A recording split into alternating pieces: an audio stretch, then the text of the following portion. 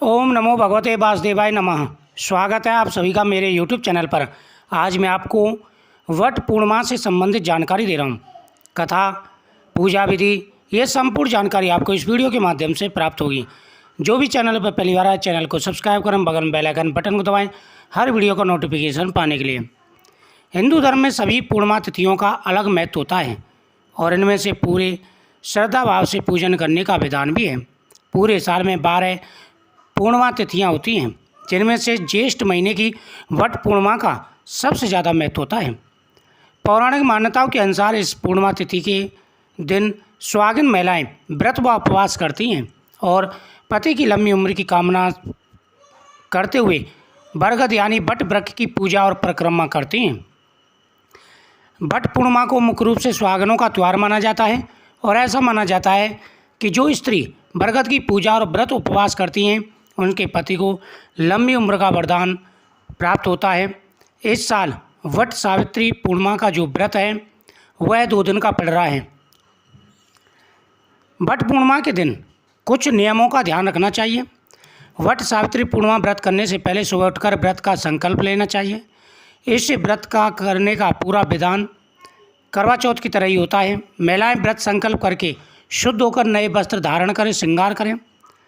सुहाग की वस्तुएं भी पूजा थाली में सजाएं। अपने घर के आसपास किसी बरगद के पेड़ की पूजा करें। सबसे पहले बरगद के पेड़ से प्रार्थना करें, वह उनकी पूजा स्वीकार करें। बरगद के पेड़ के आसपास सफाई करके उसमें पानी अर्पित करें। माता पार्वती और भगवान शिव का ध्यान करें और उनकी पूजा करें। सावित्री और सत्यवान की मूर्ति या उनके चित्र को फूल मालाओं से सजाएं। बरगद के पेड़ की परिक्रमा करें और सुहाग की वस्तुएं सावित्री माता को अर्पण करें। बरगद के पेड़ को भी कुमकुम हल्दी लगाएं और पानी से सींचें। पूजा के दौरान बरगद के पेड़ पर रोली और लाल सूती धागा लपेटें। लाल रंग सुहाग का प्रतीत होता है। बरगद के पेड़ के नीचे बैठकर वट सावित्री पूर्णिमा व्रत की कथा सुनें। अपने बड़ों का आशीर्वाद लें और पति के पैर छूकर आशीर्वाद लें। व्रत के दिन जरूरतमंदों को किसी भी चीज़ का दान करें, इससे पूजा पूर्ण मानी जाती है। कथा इस प्रकार से है। वट सावित्री व्रत सावित्री और उनके पति सत्यवान को याद करने का एक अनोखा त्यौहार है। इसकी कथा के अनुसार कहा जाता है कि सावित्री राजा अश्वपति की पुत्री थी और वे बेहद सुंदर और चैत्रवान थीं। बड़े जतन से सावित्री का विवाह सत्यवान नामक युवक से हुआ। सत्यवान बेहद कर्मनिष्ठ और भगवान के सच्चे भक्त थे। एक दिन नारद जी ने सावित्री को बताया कि सत्यवान की आयु कम है। तब सत्यवान की आयु के लिए सावित्री ने घोर तपस्या की, लेकिन निर्धारित तिथि के अनुसार जब यमराज सत्यवान के प्राण लेने के लिए आए तो सावित्री ने पतित्व के बल पर यमराज को रोक लिया। तब यमराज ने सावित्री को 3 वरदान दिए।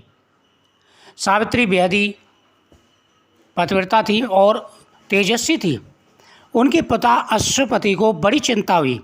उन्होंने चारों तरफ पूरे भारतवर्ष में वर देखा, लेकिन सावित्री के योग्य कोई वर ही नहीं मिला। आखिर में आकर के उन्होंने सावित्री से कहा कि सावित्री, अपने लिए आप स्वयं वर खोजिए। अपना वर आप जैसे चुनोगी हम उसी के साथ आपका विवाह कर देंगे। सावित्री ने पूरे भारतवर्ष के राजकुमारों को देखा, लेकिन उनको सत्यवान पसंद आया। उन्होंने सत्यवान को मन ही मन अपना पति मान लिया और वह आकर के अपने अश्वपति पिता से कहने लगी कि हे पिताजी, मैंने अपना वर चुन लिया है। गुमतसेन के पुत्र सत्यवान को मैंने अपना पुत्र सुन लिया है। देवऋषि नारद से देवियों को से उसी समय देवऋषि नारद जी भी वहाँ पर बैठे हुए थे।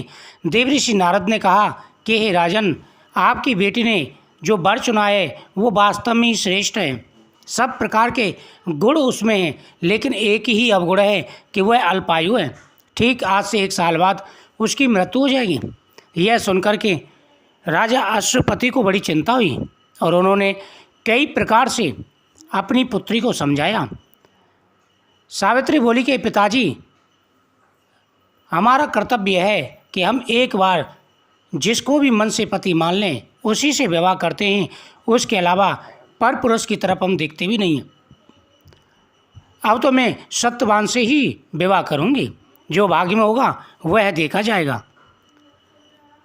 अश्वपति ने बहुत समझाया लेकिन सावित्री नहीं मानी। उन्होंने सत्यवान के साथ सावित्री का विवाह कर दिया। सावित्री बिना कुछ पिता के धन लिए खाली हाथ सत्यवान के साथ खुशी खुशी जंगल में रहने लगी। वह दिन भी आ गया जिस दिन सत्यवान की मृत्यु का दिन था। सावित्री को सब कुछ पता था। उन्होंने घोर तपस्याएं की, बड़ी व्रत, कठिन साधन, नियमों का पालन किया, बड़े कठोर साधन किए। उनको अपने पतित्व पर भरोसा था कि मैं अपने पति के प्राणों की रक्षा अवश्य करूंगी। जिस प्रकार से करवा ने एक कच्चे धागे से मगरमच्छ को बांध दिया था, अपने पति की रक्षा की थी, उसी प्रकार से सावित्री भी उस दिन अपने पति के साथ सत्यवान के साथ जंगल में गई। सत्यवान के सिर में दर्द होने लगा। वह नीचे आकर के सावित्री के पैरों पर सिर रख कर के सो गया। इतने में यमदेव सामने प्रकट हो गए। यमदेव ने सावित्री को अनेकों प्रकार से समझाया लेकिन सावित्री ने अपने पति के प्राणों को नहीं ले जाने दिया। जब यमदेव जबरदस्ती प्राणों को ले गए तो सावित्री भी पीछे पीछे जाने लगी। तब यमदेव ने प्रसन्न होकर के उनको 3 वरदान दिए। 3 वरदान में सावित्री ने पहले वरदान में अपने ससुर की और सास की आंखें मांग ली क्योंकि उनकी रोशनी गई हुई थी, और खोया हुआ राज्य मांग लिया। दूसरे वरदान में अपने पिता के लिए पुत्र मांग लिया, और तीसरे वरदान में अपने पति के प्राणों की यानी रक्षा अपने लिए 100 पुत्रों का वरदान मांग लिया। जब यमदेव जाने लगे तो सावित्री ने कहा कि हे यमदेव, आपका वरदान कैसे सिद्ध होगा? मेरे 100 पुत्र कैसे होंगे, क्योंकि मेरे पति के प्राण तो आप लेके जा रहे हो। इतना सुनकर के यमदेव ने प्रसन्न होकर के आशीर्वाद दिया कि आज के दिन जो सुहागिन महिलाएं आज के दिन व्रत करेंगी उनके पति पर कभी भी कोई कष्ट नहीं आएगा और यमदूत कभी भी उनके पास नहीं आएंगे। तो बड़ा व्रत है, आज के दिन आप व्रत जरूर करें, आपकी मनोकामना पूरी होगी और अटल सौभाग्य प्राप्ति का वरदान भी आपको प्राप्त होगा। आज के दिन जो महिलाएं वट वृक्ष की पूजा करती हैं, आज के दिन जो महिलाएं माता पार्वती, भगवान शिव, सत्यवान, सावित्री की पूजा करती हैं, उनके पति को अटल सौभाग्य प्राप्ति का वरदान मिलता है, यानी उनके पति की आयु लंबी होती है। पौराणिक शास्त्रों के हिसाब से बड़े नियम इसके बताए गए हैं। तो जिस प्रकार से करवा चौथ का महिलाओं का बड़ा व्रत होता है, उसी प्रकार से वट सावित्री का व्रत भी बड़ा व्रत होता है।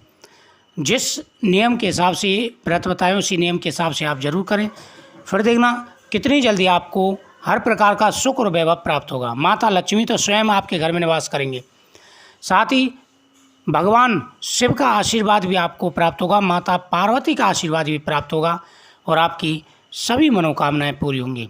मुझे उम्मीद है आपको ये कथा बहुत ही सुंदर लगी होगी। वीडियो को शेयर करें, चैनल को सब्सक्राइब करें, कमेंट में ओम नमो भगवते वासुदेवाय नमः जरूर लिखें। भगवान विष्णु की कृपा से, भगवान शिव की कृपा से आपकी प्रत्येक मनोकामना अवश्य ही पूरी होगी।